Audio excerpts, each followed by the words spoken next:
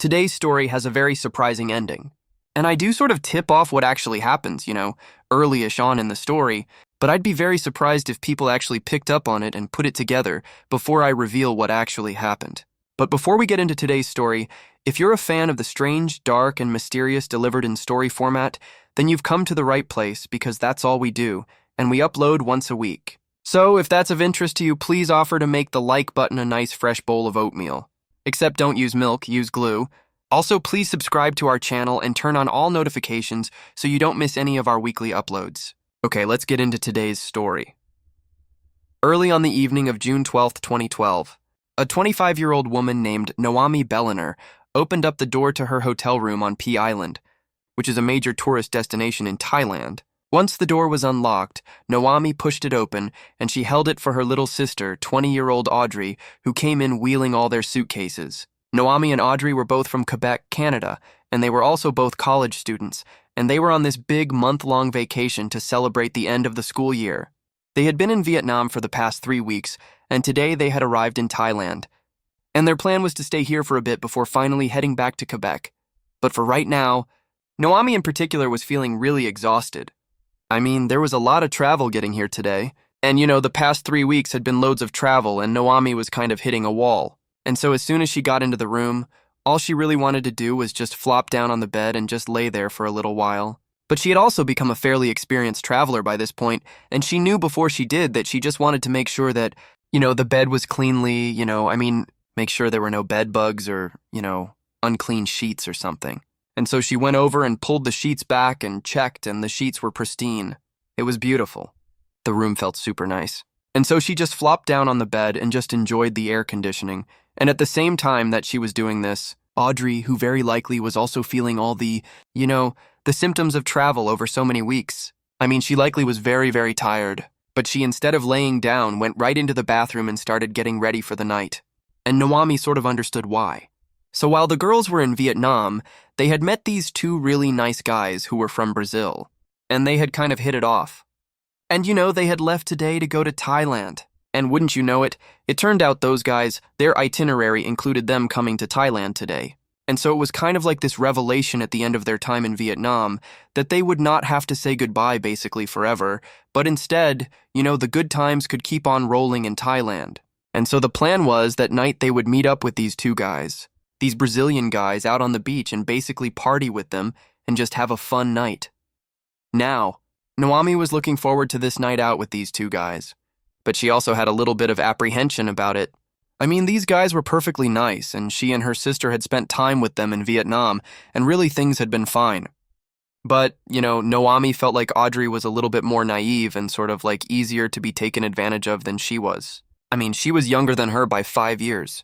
And also when the sisters had gone on this trip, their parents had been really apprehensive about, 2 young women traveling alone together all over the world. I mean, they were sort of vulnerable.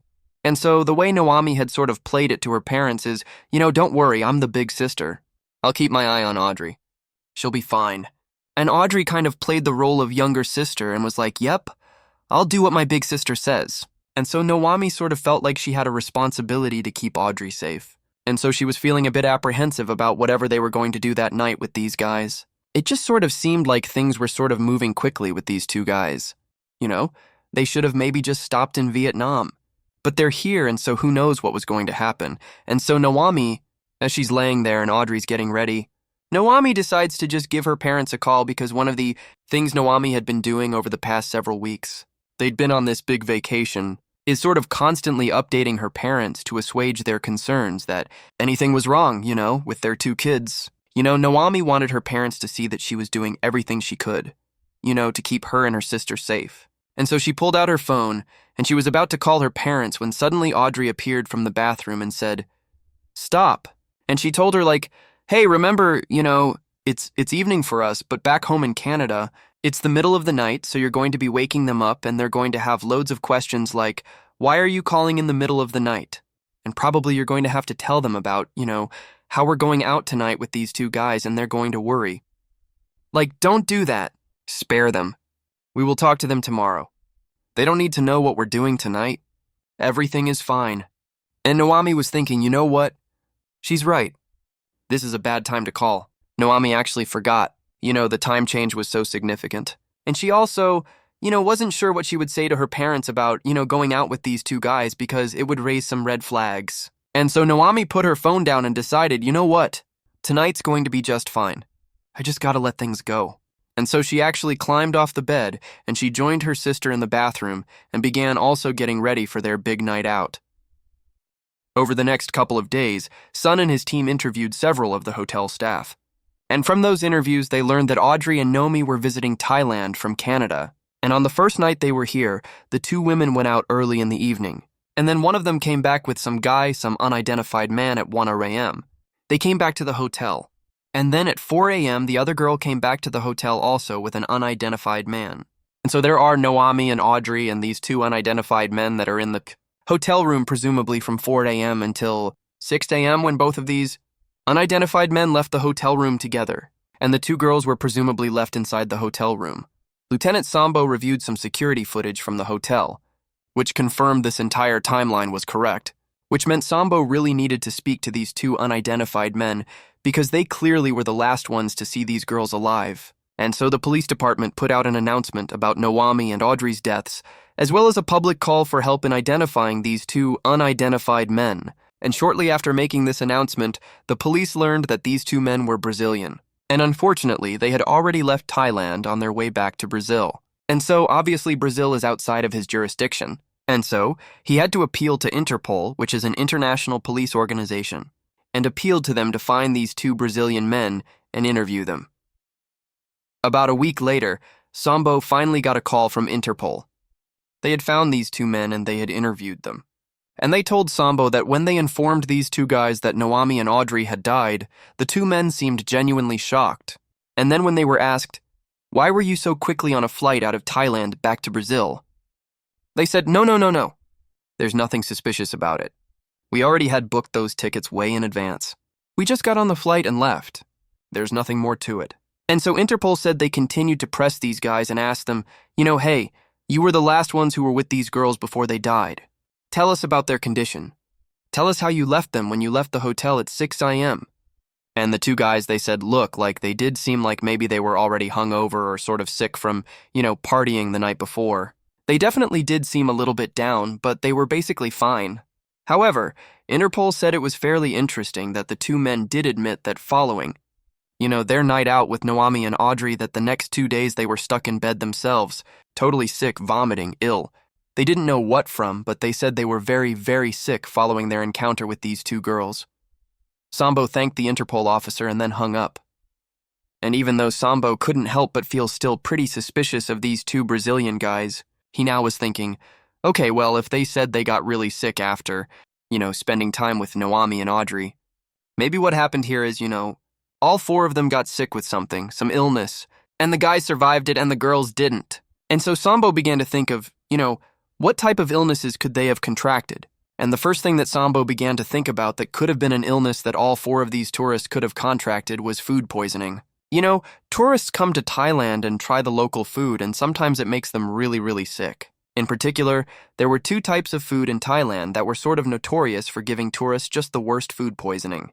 One of them was a particular type of mushroom, and another was blowfish.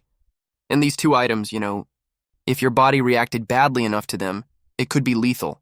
However, when Sambo got back the autopsy reports and the toxicology reports, he realized his theory about food poisoning was definitely wrong. So, it would turn out those drinks that the girls had with the guys in those big buckets, they were unique to Thailand. Those are not drinks that are served really anywhere else in the world. And that's because those drinks are just not safe. And for whatever reason, it sort of blossomed in Thailand and it's sort of an accepted thing. But when you hear the ingredients of what's in this drink, you'll understand why it's not like a sanctioned or more popular thing outside of this small part of the world. So there is no alcohol in these big buckets of liquid. Instead, it includes crushed up narcotics. It includes cough syrup and Coca-Cola, and in some cases, pesticide. In fact, specifically DE, which is the main ingredient in mosquito repellent. And wouldn't you know it, in the reports that Sambo got back, he saw both of these girls clearly had ingested DE, which again is a highly toxic chemical. However, despite learning this, even though this seemed to be clearly what happened here, this is a DE poisoning case. Sambo's thinking to himself, how could this have happened? I mean, These drinks, which are called 4x100s, are pretty popular in Thailand. And people are not just turning up dead left and right. It's a dangerous drink, no doubt. But people do not die with any regularity from drinking it. And so Sambo thought, what must have happened here is whoever mixed this particular batch of 4x100s must have accidentally included too much DE. And so that would explain how, the two girls died from DE poisoning. Too much D in their drinks. And that very likely the guys as well consumed the same batch, which had tons of DE in it. But their bodies were able to withstand it and they survived it despite getting very, very sick. And so 9 days after the two girls had died, their bodies were sent from Thailand back to Canada, along with the Thai police's official findings that this was an accidental deep poisoning. However, when Naomi and Audrey's remains arrived in Canada, they did not go straight to their family. Instead, they went to a leading coroner in Quebec whose name was René Roussel. So by this point, the girls' parents were obviously heartbroken. But more than that, they were furious. The way they found out about the deaths of their daughters was on the media. I mean, despite the fact that the police were immediately called when the girls were found dead, the Thai police did not get in touch with the family. They only got in touch after their investigation was done, and they're like, "Hey, by the way, your daughters are dead. And it was a deep poisoning. It is what it is. Good luck." And so the parents felt like, "Are you kidding me? Like you didn't loop us in at all? We're spending days trying to get in touch with our daughters, and you knew all along they were already dead." So the parents have no faith, no trust in the Thai police. And then to find out, wait a minute, so they drank this drink that apparently is sold at this beach bar all the time, and oh yeah, it killed them. No big deal. What? There's no warnings at this beach bar about how dangerous this drink is. Shouldn't there be a tourist warning or something? And also, it's kind of a lazy explanation that, the two guys they were with drank the same poison, but they didn't die just 'cause our daughters did. That doesn't add up either. This whole thing feels like laziness, at best or at worst a cover-up. Maybe this looks really bad for Thailand that these tourists have died and it could have been prevented. And so the parents felt like, we can't just take their explanation at face value. Clearly something is going on here. Something's wrong. And apparently the Canadian government felt the same way as the parents. This case was all over the news. And they also felt like, wait a minute, guys. We haven't looked closely enough at this. What's really going on here? And so it was actually the Canadian government who told René Roussel to go ahead and do another autopsy on these girls' remains. Let's really see if it was DE that killed them, or maybe if it was something else. And when René checked Naomi and Audrey's bodies, she did discover there was DE in their system. However, not nearly enough to kill them. So, while it seemed plainly obvious that yes, they must have consumed those 4x100 drinks, that couldn't have been the thing that actually killed them. However, René didn't find any other poisonous substances in these girls' bodies. There wasn't another explanation. It just showed there was D, but that was basically it. And so René, she's thinking there's gotta be some explanation here. And so René really began to do some serious research into this whole case. And eventually she found something. And it horrified her. It horrified the family. It horrified the world. A little bit later, Naomi and Audrey left their hotel room and they headed out to the beach. And sure enough, there right outside of a beachfront bar were the two Brazilian guys they were meeting up with that night. And as the two girls approached, they saw that each of these guys were holding these big buckets. They almost looked like, a toy that a child would use on the sand, to fill it up and make a sandcastle with a big, beach bucket. And, the girls, as they're walking over, they're wondering what these buckets were for. And they thought it was maybe some joke these guys were going to play, or they didn't know what. But as they got closer, they realized that these buckets these guys were holding were filled to the brim with ice and liquid. There was some sort of drink in these buckets. And so the girls walked up to them and they said, "Hello." And very quickly, the conversation turned to these big drinks. They were holding, and Naomi and Audrey were like, "What are those?" And the guys told them, "These are these amazing cocktails that you can only get in this part of the world." The girls asked, "Well, what is it? What's inside of the drink? What makes it so special?" And the guys kind of looked at each other and laughed, and they're like, "I don't know. Just try it. It's really good. It'll make you feel great." Now, Naomi, being the sort of more responsible one, did not immediately begin drinking either of these drinks. Instead, she sort of paused and thought about it.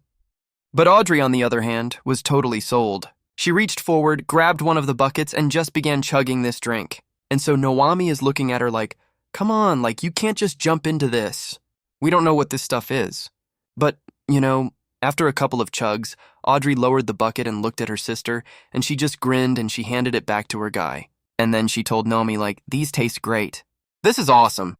Like, you gotta try it.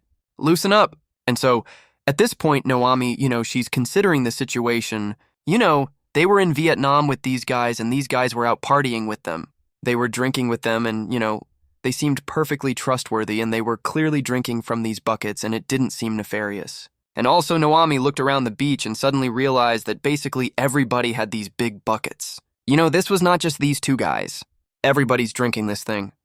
And so Naomi is thinking, okay, well, if they think it's okay and it's sort of normal, in this part of the world, then it's gotta be okay. And so she reached forward, grabbed the other bucket from the other guy, and took a big sip. Several hours later, well after the sun had gone down, Audrey and Naomi were having a great time with their Brazilian friends. They were still near this beachfront bar.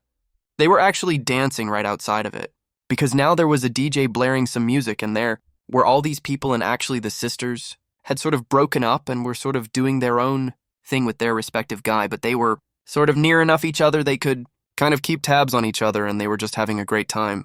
By this point they had jumped in the ocean and gone swimming. They had eaten a ton of local food, and Naomi had lost count of how many of these big bucket drinks they had all consumed together. But they were really just having a blast.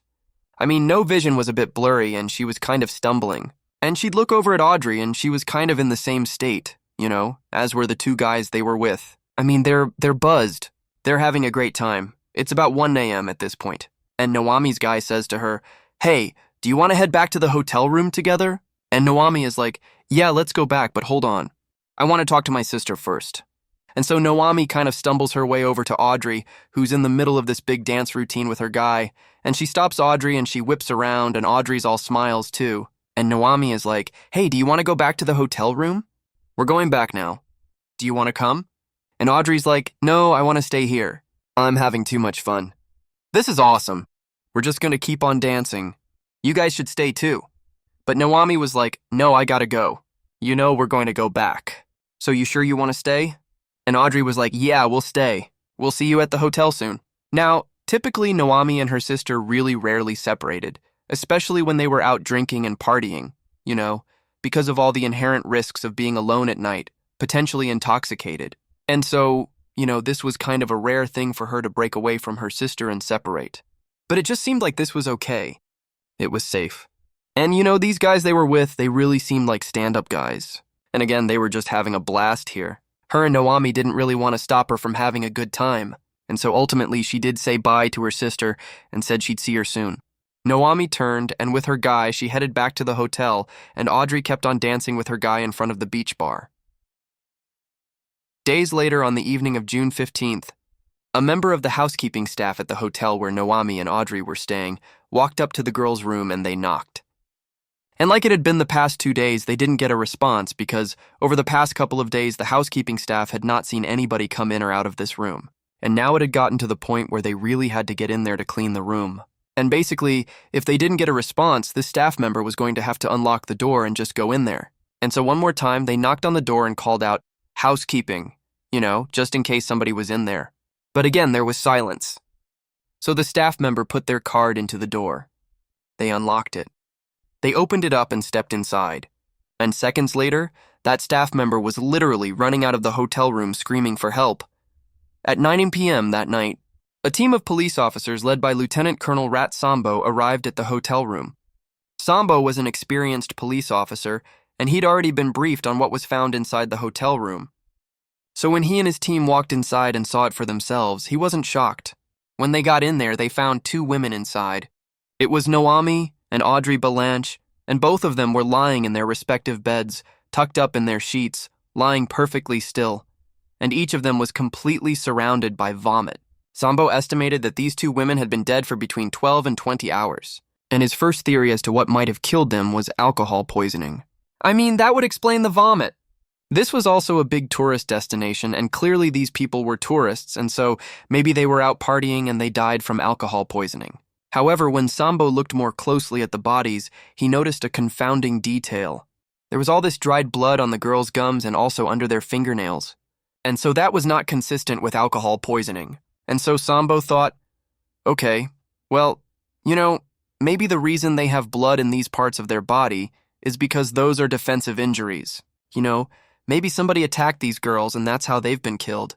But after doing a cursory check around the hotel room, there was no sign of a struggle or any sort of break-in or anything like that. And so, if there had been some sort of lethal struggle in here, it certainly didn't show. And so, Sambo and his team really didn't have any idea what had happened here. I mean, they had some ideas, but clearly they needed more information. Specifically, they needed to do an autopsy and a full toxicology report on both women. That would be the only way to really see what happened here. But that would take time. And so, while they waited for those results to come in, Sambo decided that what he would focus on instead is trying to figure out what these girls were doing in the hours before they died. Where were they? What did they eat? What did they drink? And who were they with? It would turn out from René Roussel's additional research, Noami and Audrey were far from the first tourists to die this way in Thailand. Between 2009 and 2015, at least 20 tourists have been found dead under very similar circumstances. Now, René believed that what must have happened here is all these people, including Noami and Audrey, must have been poisoned, but the common denominator did not appear to be food or drink.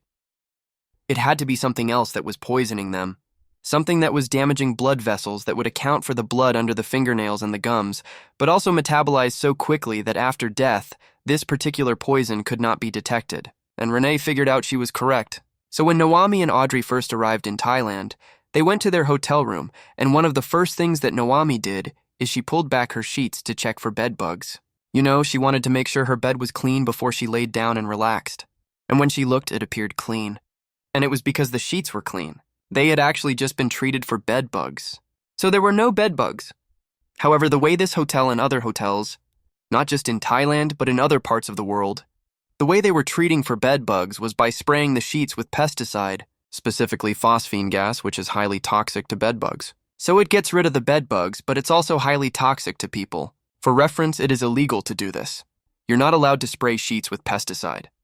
And so based on all the evidence, it's believed that what actually happened to Noami, Audrey, and the 2 Brazilian men they were with is that they climbed into those beds on the night they came back. And the men were in there with them for some time. And all 4 of them were being exposed to this phosphine gas. It was going in through their skin. They were breathing it in, and they likely had no idea. And so they're getting sicker and sicker. And then finally, the 2 men, they get up out of the beds and they leave at 6 a.m. They've now been, totally contaminated by this poison, but not enough to kill them. So they go home, and over the next couple of days, they get really sick from their exposure to this gas. But Audrey and Nomi, they didn't leave their bed.